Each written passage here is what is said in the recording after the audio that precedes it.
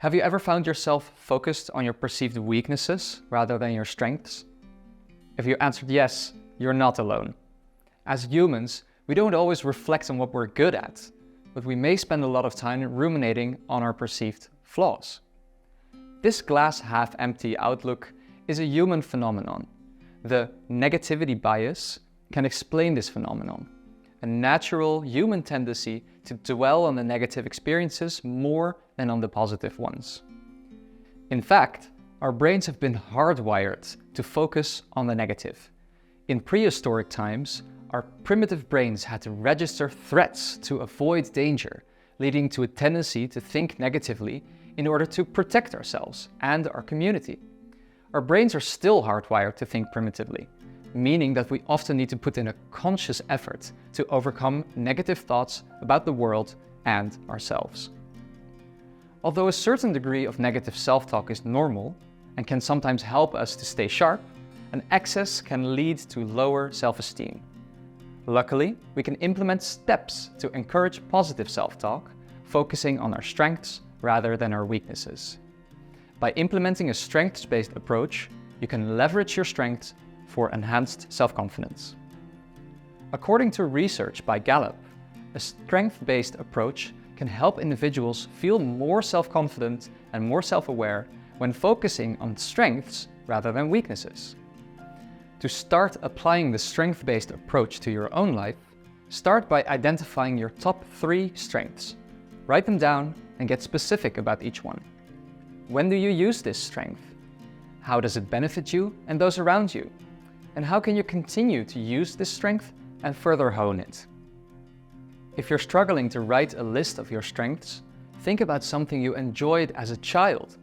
Perhaps you enjoyed solving problems in math class. Maybe you loved drawing, or creating fantasy stories, or pushing yourself during competitive sports. Or perhaps later in life, your strengths lay outside of academics and in another area of your life, such as being a caring friend, a loving parent, or a reliable co-worker. If you would like to gain more insight into your strengths, it's a good idea to ask your friends, family, or colleagues for their thoughts. Often, people may be able to see our strengths more clearly than we can see them ourselves. To help you visualize this exercise, let's take Sarah as a fictional example. Sarah is a natural connector. She enjoys socializing, connecting various friends groups together, and is excellent at organizing events such as birthday parties and social gatherings. Using a strengths-based approach, Sarah identifies her top 3 strengths. She is an event manager, she's a social connector, and an efficient organizer. Next, she gets specific on each strength, identifying when and how she uses them. For instance, for her event management skills, she writes, "I practiced my event management skills last week when I organized my friend's birthday party.